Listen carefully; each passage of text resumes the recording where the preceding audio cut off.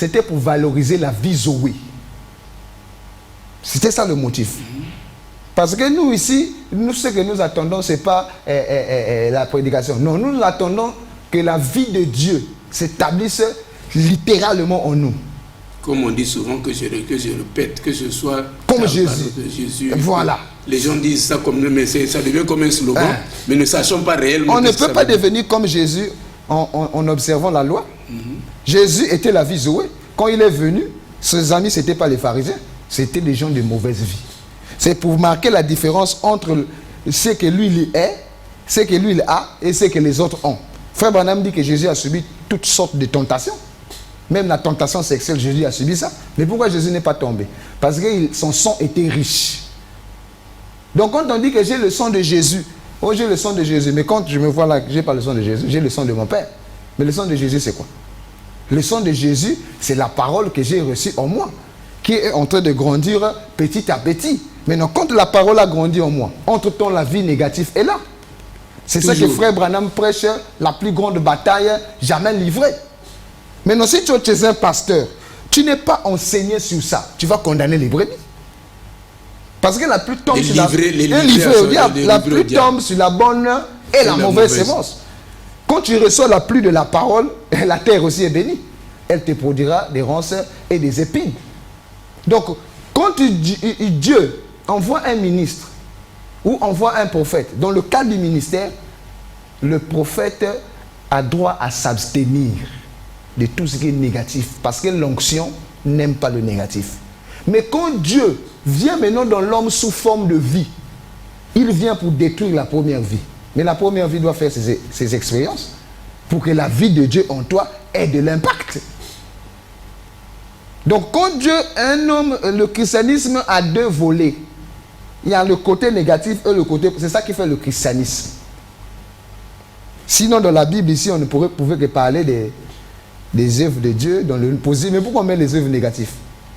Aujourd'hui, on ne mesure pas la portée de cette chose parce que c'est écrit.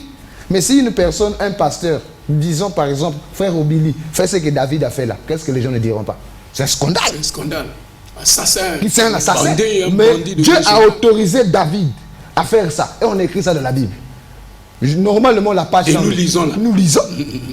Et de ça, nous avons tiré la nouvelle naissance.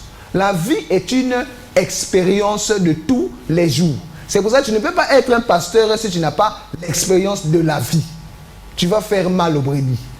Voilà pourquoi la colère de Dieu s'est enflammée contre les pasteurs. Tu vas faire mal aux brebis. Elohim, quand il était dans la colonne de feu, quand tu commettais, on te lapidait. Est-ce que vous m'avez répondu à la question de l'alcool? Je suis en train d'expliquer. Oui, allez-y. Donc aujourd'hui, Paul qui dit à Timothée, c'est le même Paul ici qui dit, ne bois pas ici, il dit prends. Ça dépend de la conduite de l'homme. On ne peut pas dire à une personne, comme tu fais ceci, comme tu crois le message, ne fais pas. Il ne faut pas boire. Il faut pas. C'est le Saint-Esprit dans la personne qui dit que non, toi tu ne dois plus fumer, tu dois laisser les femmes, les pantalons tu ne dois plus mettre, et les boucles d'oreilles tu ne dois plus mettre. Mais ce n'est pas le pasteur ou les diacres ou les frères, ils font un mauvais travail. C'est les pasteurs qui le disent avec obligation même. Ils ne font un mauvais travail. Pourquoi? Parce que la personne n'est pas délivrée de ça. La personne va laisser pour te faire plaisir. Frère Branham dit ça. Ne faites pas d'efforts. Il dit dans la prédication Hébreux chapitre 4, paragraphe 49, je crois, il dit, si vous cessez de fumer, cessez de convoiter les femmes, cessez de faire l'adultère, toutes ces choses-là, parce que vous professez le christianisme, il dit, Dieu n'agrée pas ça. Ah, ça c'est fort. C'est trop fort, même. Donc tu as laissé, malgré ça, il dit, Dieu n'agrée pas ça. Mais il dit, c'est ce que lui, il fait en vous qui compte. Mais Dieu ne vient pas ôter le mal en toi le même jour. Le jour au lendemain, il enlève petit à petit. Petit à petit. Et c'est pour t'amener à la perfection. Mais un prédicateur qui est un don ne peut pas accepter ça. Lui, quand il prêche, il aimerait avoir le résultat aussitôt. Non. Même Paul dit, même le naturel ne vous enseigne tel pas.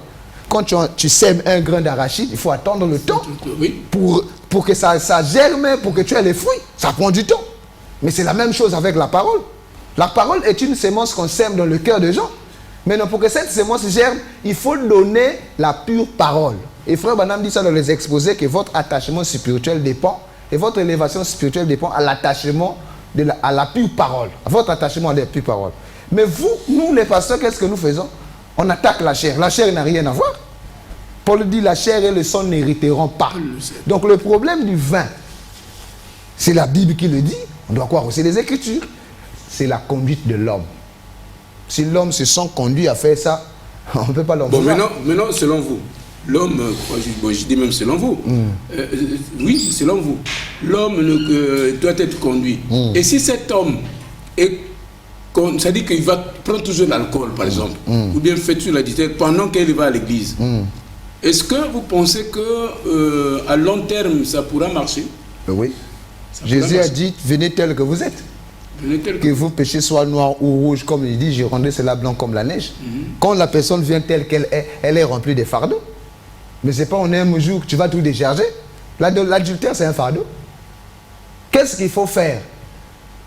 Il faut donner à la personne la parole et de l'amour. Quand tu lui donnes la parole et l'amour, tu es en train de détruire ce démon-là en lui. Ça ne veut pas dire que si tu vas à l'église, tu es devenu parfait. Non, c'est faux. Ça ne veut pas dire. Jésus n'a pas pu changer Pierre. Pourquoi? Jésus n'a pas pu changer Pierre. Pierre avait toujours son couteau. Et quand Pierre coupe l'oreille de Marcus, Jésus prend le couteau et dit, Pierre, remets ton couteau. Parce que le temps, Jésus n'a pas jeté le couteau. Mais quand le Saint-Esprit est descendu, ce n'est pas quelqu'un qui a dit à Pierre, jette le couteau. C'est Pierre lui-même qui a jeté le couteau parce que c'était plus utile. Donc le problème ici, que les pasteurs que nous sommes donnant la possibilité aux brebis, je sais que les brebis vivent des choses difficiles, dures. Mais quand un frère a fait l'adultère, c'est fini, c'est un démon. Quand un frère a fait la fornication, c'est fini, c'est un démon, il faut le livrer au diable. Frère Branham ne nous a jamais. Surtout que ça devient votre slogan, livrer au diable.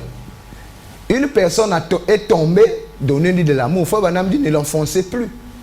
Tendez-lui votre main et relevez votre frère. Bon, maintenant, actuellement, quand je vois bien l'état actuel des pasteurs, vos collègues pasteurs, qui saillissent, ça, il n'y a rien à faire, c'est visible. Qui saillissent, qui s'insultent, qu'au travers de YouTube, ce n'est pas la peine. Qu'est-ce qui fait tout